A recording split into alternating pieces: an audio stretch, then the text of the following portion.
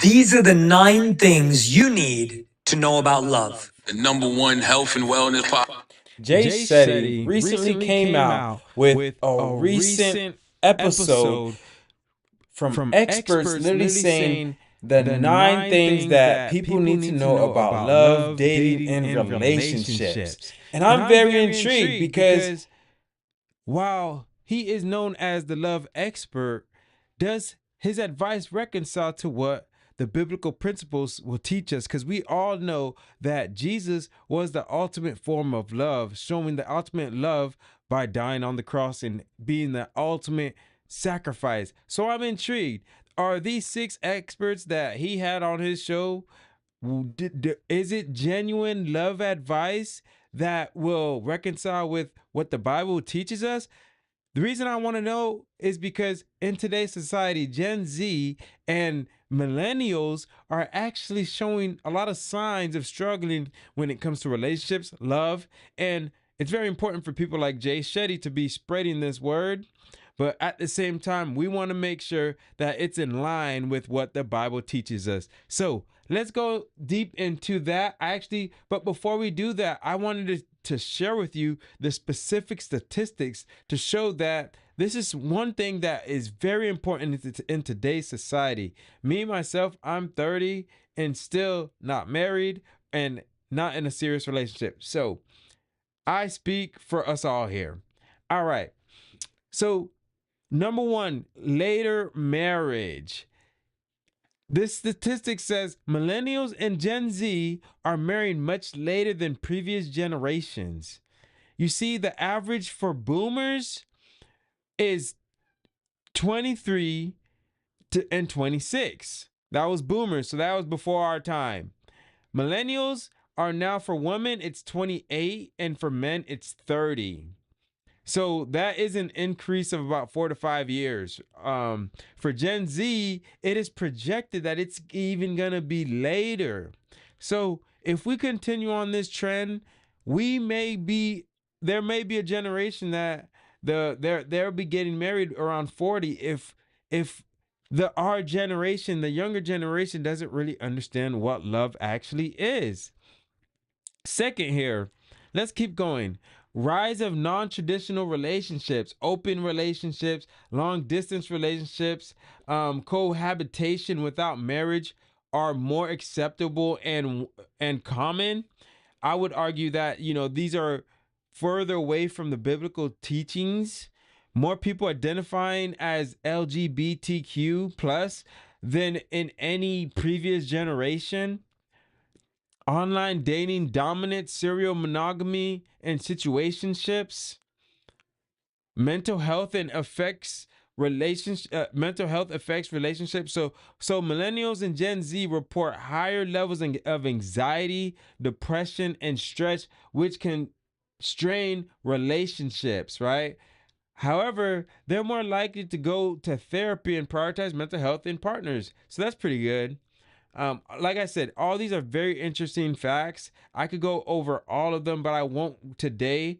But I did want to go down to beliefs and priorities. So when it comes to career, millennials and Gen Z often prioritize personal growth, education, and career over early marriage. That's very interesting, which also includes financial insecurities, which is a major barrier to starting families.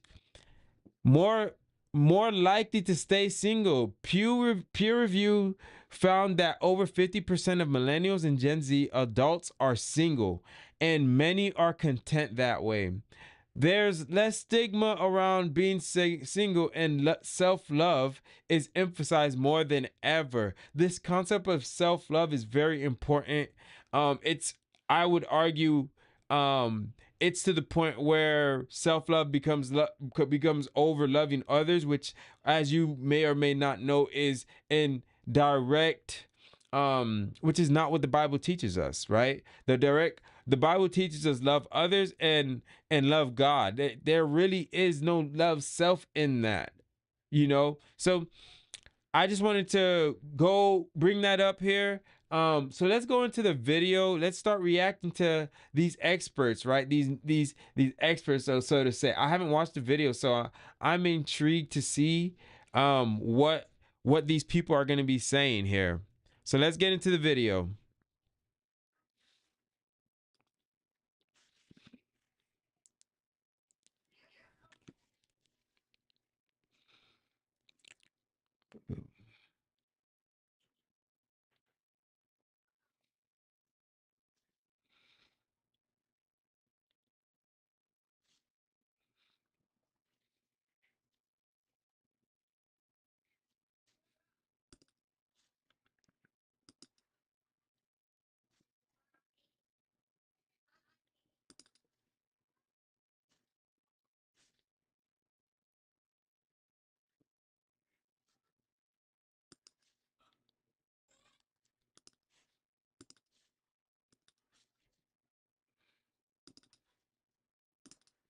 All right, so I got this the video up here. So let's go to the number one review here. So number one here. Number one, how do we know if someone is wasting our time? Whether it's a relationship that feels stagnant or a connection that just doesn't seem to be going anywhere, we need to recognize the signs. To break it down for us, we have Stefan Speaks. All right, so while this is playing here, while this commercial is playing here, I would probably say, I personally, I think this is actually a great topic. I think it's something that it's super hard, especially like for me, in my past relationships, I really like struggle with letting go, especially like when it comes to people wasting time. My most recent relationship, I felt like the person was wasting my time, but this is actually advice that I probably could have used a couple months back, guys. So I'm excited to hear if it actually reconciles to what the Bible actually teaches us. All right, so let's listen to it. Telling author. He's helped millions navigate love with honesty and self-awareness. Let's hear what he has to say. So to me, again, I think it always starts with self. And you have to be honest with yourself about, why are you still here? Why are you holding on? What's really driving you? Because, just use an example, let's say you're a woman and the only reason why you're holding on to this guy is because he's a nice guy.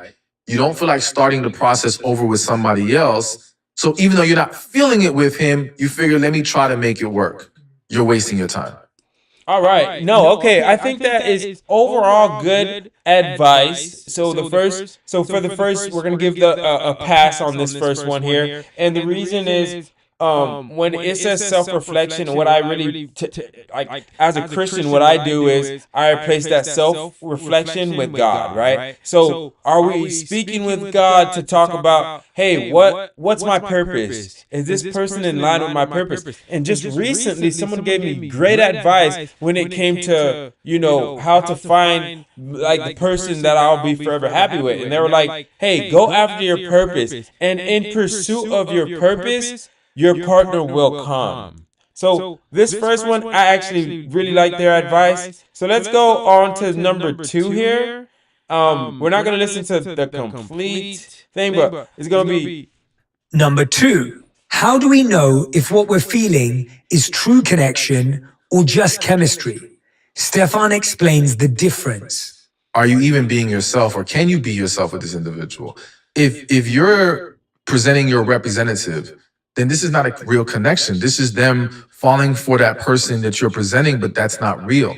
So, all right, I have to go back. I completely like missed Number 2, how do we know if what we're feeling is true connection or just chemistry?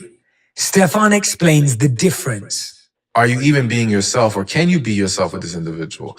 If you're presenting your representative, then this is not a real connection. This is them falling for that person that you're presenting, but that's not real. So to me, you should be already being yourself, but with that person you have a connection with, it's a more natural flow. We don't have to force it. We just feel so much more comfortable around them.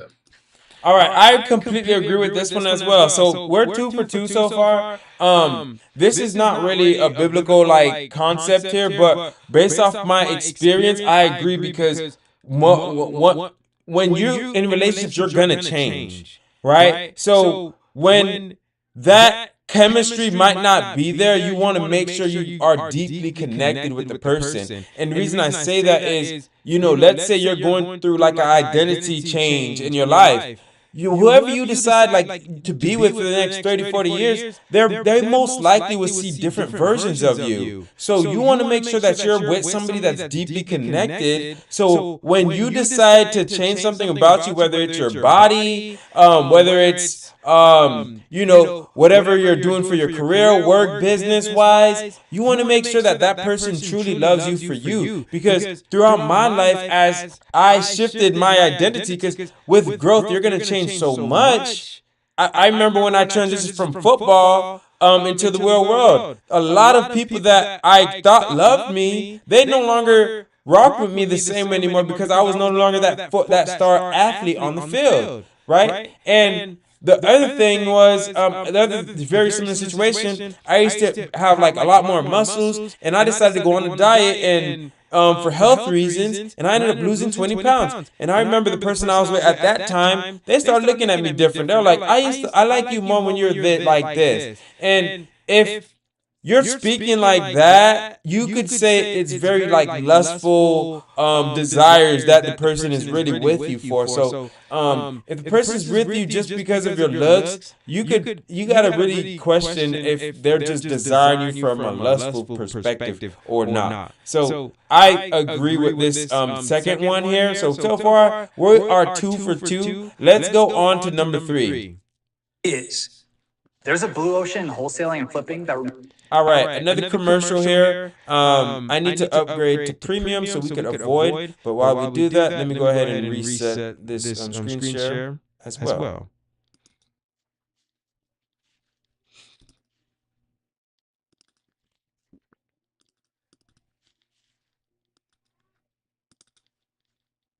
So we're on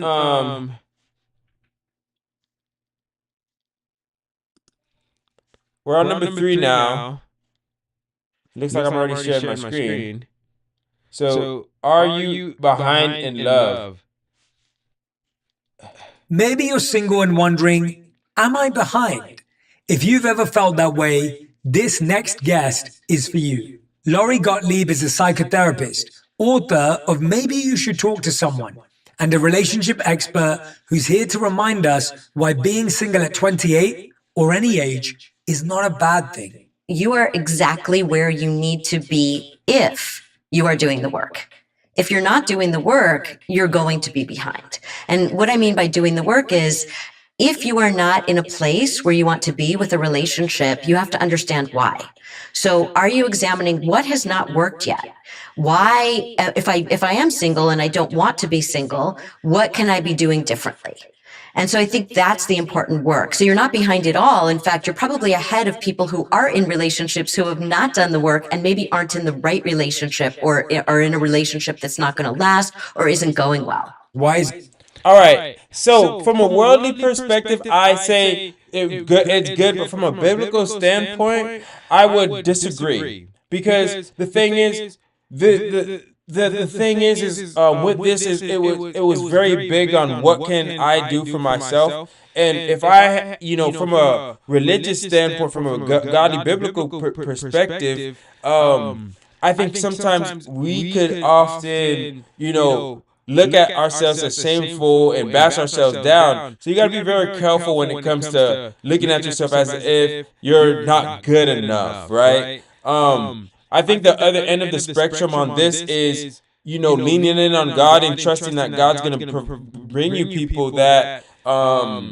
is aligned with your vision, your purpose for your life. So that's why I would probably I'm not going to completely disagree because you do have to work on yourself. Like, it's super important for you to work on yourself. If you're not actively becoming like the version of the person that you're trying to attract, then it's very hard to, have somebody, and that's ultimately why you're going to be single, is because you're not a version of you that you need to be. But at the same time, I know plenty of great people out there that are single, but, and they've done plenty of work on themselves. So I would disagree that with this one, because it's like that's not the only thing to look at. And just for time, I'm sure that there's going to be more advice, but this is kind of like why I'm doing this, is so we're not just following people like a sheep, but we're also like really thinking about what is it that they're saying. So overall, good advice, but from a biblical standpoint, I would say that we need to seek God for counsel when it comes to who we're with, and then also seek God for counsel on the things that we actually have to work on in ourselves, and not just look at ourselves like, oh, this is what I want to work on, this is what I want to work on, this is what I want to work on. Instead of that, think,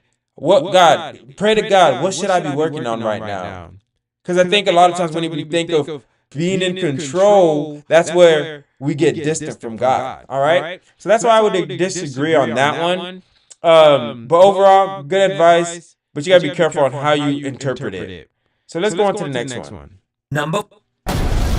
Another commercial. We're going to catch every single commercial until I upgrade, guys. So, I need to upgrade like ASAP here. Why is self-awareness so hard?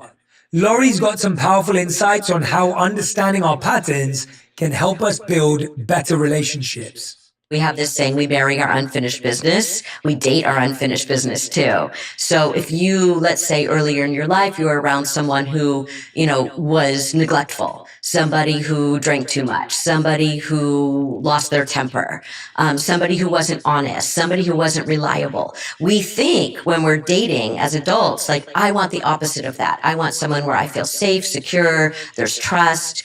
But what happens is, unconsciously, again, if we haven't done the work, our unfinished business, we actually, our unconscious says, oh, you look familiar. Come closer. So on the surface, they don't look like that person. But then when you get to know them, you're a month in, you're 3 months in, you're 6 months in, you think, wow, that person reminds me of someone. This person feels so familiar. And that's why I was drawn to this person. It turns out this person is very much like what I grew up with, is very much like the person who hurt me growing up. So if you do the work, you're able to see, oh, that person, I see why I'm drawn to them, but I'm not drawn to them in a healthy way. And then if you do even more work, you're not even drawn to those people anymore. Now you're drawn to healthy people, stable people, flexible people, emotionally generous people, people whose values align with yours. That's who you're drawn to. So you have to do the work. All right. I would say from a biblical standpoint, we're going to agree with her, but we're gonna change the word from working to getting closer to God, living in your faith, leaning in on God. Because the thing is, the key thing that she was talking about here is essentially, are we developing in our faith? So now we are getting counsel from God on the types of people that we need to be attracted to. Because when you are not in your faith, you're not getting closer to God, you're going to be attracted to all these people that are going to bring you away from God, away from your faith. And that's why the Bible literally talks about being equally yoked. Because you want to be with people that are equal in your faith. So people aren't bringing you down. And so overall, I think it was great advice. Like I said, this is worldly knowledge, but there's always a lesson to be taken from it. So I think overall that was good advice. All right, so let's go on to number self-aware, attract the right person. I think it's number 5. Let's try number 5. Number 5. What if we keep attracting the same? All right. I need to reset this so you guys can see.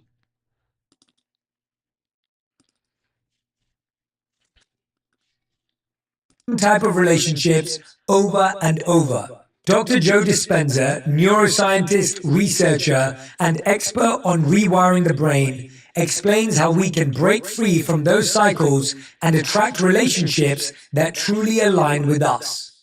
Typically, it usually takes a crisis or a disease or a diagnosis or a trauma or a loss or betrayal for a person to really decide, is this really who I want to continue to be? So my message is, why wait for that, right? So there's nothing wrong with saying, I want to be in a relationship. I want the following things in a relationship from this person, or what might be my ideal relationship. I think people have an image in their mind of what they like or what their type is or whatever. I don't think there's anything wrong with that. But I think what people are really looking for is connection and joy. Like, people should be in a relationship. The reason they should be in a relationship is to be overjoyed to be with the person that you're with, right? You want joy in your life. For me, it would make sense then if the person got very clear on what they wanted, then they should start on the journey to become that very person. They should really work on being that very person that they want. So there would have to be some change that they would have to make in order to be worthy enough to create a person that they would attract in their life. And we cannot attract anything in our life that we feel separate from. Trusting in a future that you can't see or experience, you have to lay down the very thing you used your whole life to get what you want, to trust that something greater could happen. And that's not something that's very easy. So I like the idea that it wouldn't happen on a date that was from an app. It could happen in a bank. It could happen at a seminar. It could happen in the grocery store, in a way that you least expect, right? And I think that when we get to a point where we're so happy with ourselves, we're no longer looking, because we feel like we already have it. I think that's the state where people attract an equal. All right. The biggest thing that I got from that was at the end there where he said you become a version where you are happy with yourself. And this is something I always tell people. You have to be able to look yourself in the mirror and be happy with whatever that you see. And that's not just when it comes to relationships, that relationships in terms of love, but like partners, but also just in life. Like whatever decisions that you make, you need to be able to go to sleep at night and be happy with yourself. And that's what leads to true joy. And a lot of that comes from getting closer to God and allowing and really understanding who you are in Christ. Because if you don't understand who you are, if you don't have that identity, you become very lost. It's easy to be lost in the world.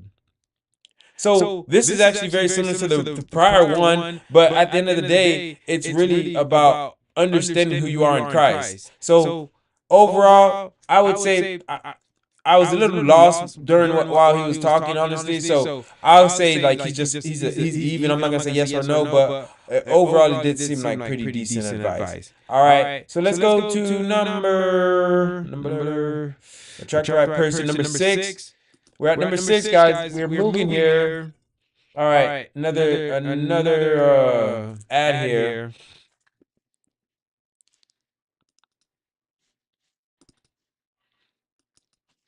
All right, so we are on number.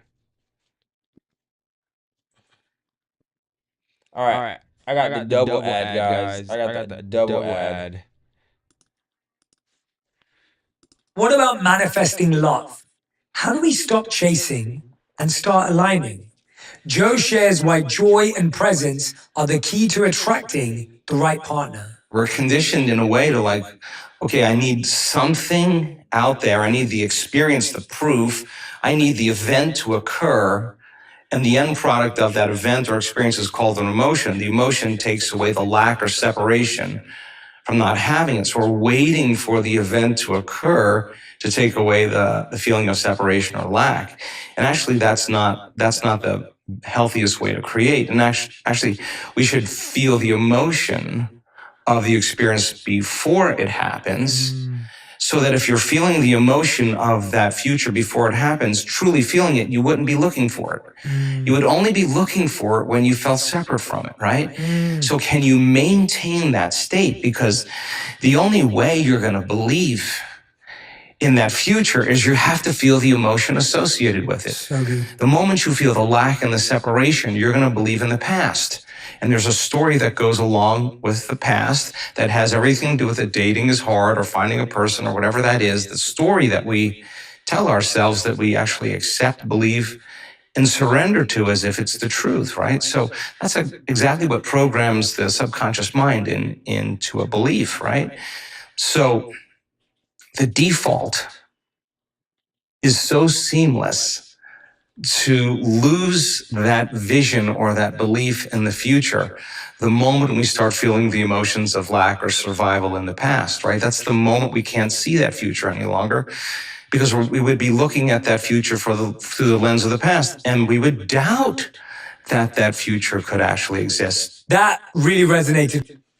All right, guys. Jay said he just said that resonated with him, and I would say that 100% resonated with me as well. That was amazing advice. I was a little lost at first, but the more and more he started talking about the emotions and how you should have those emotions that you're looking for in your life now and not be chasing, like that hit deep, because I think a lot of times when we are operating out of a place of lack and feeling like we don't have enough, that's when we start, fiending, we start chasing, we start acting like, it's impossible to find something, and then we start and then when you do find something, now you're leaning into that person to fulfill that void in your life. But that's not why that person is there. That's why God is there. God's supposed to be helping you fill that void, whatever that is, whether it's loneliness, depression, anxiety.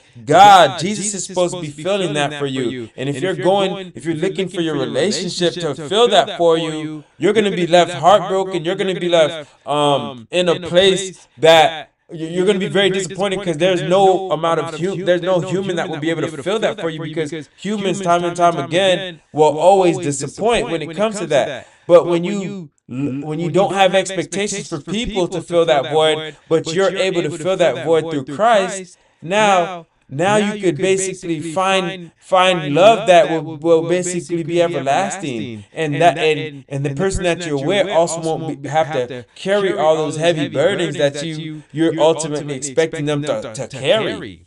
So that was amazing advice. All right, let's go on to number 7. Love. Number 7, once we find someone, we often overthink it. Is this the one? Is there someone better out there? That's where Matthew Hussey, relationship coach and New York Times bestselling author, comes in.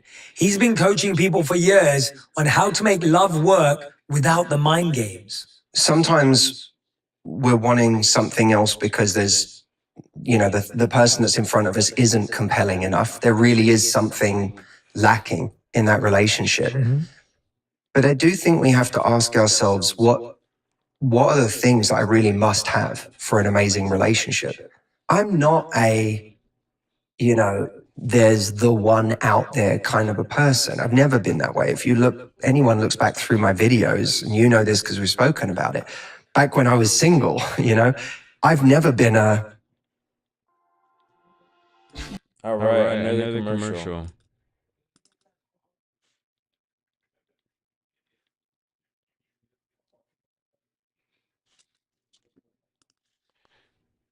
believes in the idea of the one.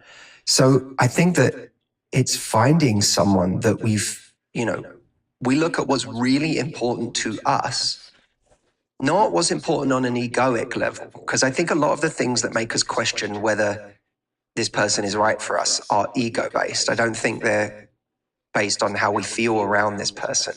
We worry, is this the kind of person my friends think that I should be with? Do they look the part? Are they my normal type? Do they make the right amount of money? Yeah, like has this person come in the package that I had always told myself they would come in? And those things can be really, really limiting. And they can have us like constantly trying to optimize for some version of something that we think we're supposed to be with, which is a very dangerous way to go about finding love. You can't optimize for human beings. You can optimize for a lot in life, but You're dealing with people. And by the way, even if you let go of this person, you're going to find someone else who's also imperfect, and they might, okay, this person is, scores a 7 in this area and they score a 9, but guess what? They score a 3 in this other area that you didn't even know was great in this relationship because you took for granted how amazing that person was in that way. Like it's very dangerous to optimize in that way in our love life. And I've come to really believe in life that if you find a connection that has all the right raw materials and you both have the same level of commitment, then you can build something extraordinary together. And actually the extraordinary is the thing you sculpt together. It's no different from a career. When we think of what are we worried about in our love life? For so many of us, it's that we're going to settle. Yes. I'm going to settle for the wrong person. Well, I think we can actually start to. All right. So he already answered the question there, guys. But he literally said you need to basically have, and I agree with everything he said. You need to have that thing that you're looking for, and that's Christians.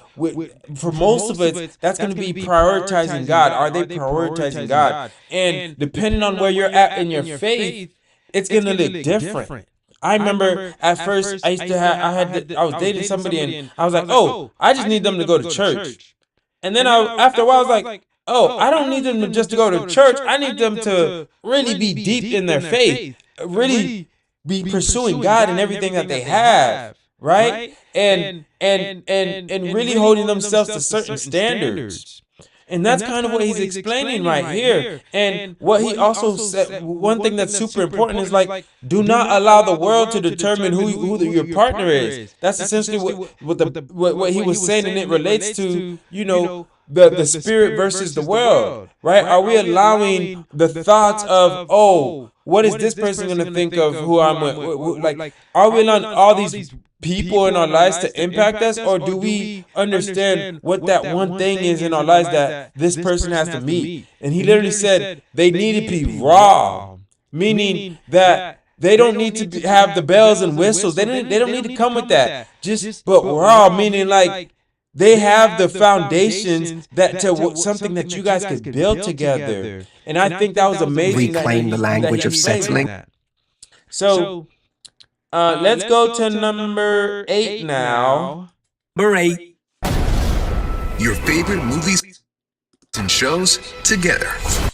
All right. If you enjoy this video so far, please like, comment, and subscribe. I could definitely do more content like this if you guys enjoy it. Love isn't about holding on. It's about letting go. And no one explains that better than James Corden, comedian, talk show host, and actor. He shares a powerful analogy about love and letting go that I know will stick with you as it has with me. Most of us are conditioned to believe when you find something good, hold on to it forever. Make sure it lasts forever because you never know. Well, then you're a kid with a balloon. Yeah. Right? And you go and hold, I'm never ever going to let this balloon go. Right? And ignoring for a second the environmental impact of letting a balloon go. Let's talk about it just metaphorically. Yes.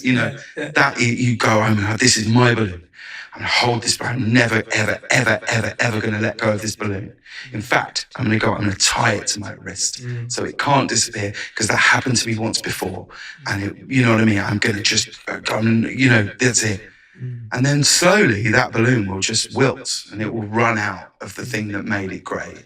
And it will just then it's tied to your wrist and you're dragging it behind you, right? And actually, there's something quite beautiful.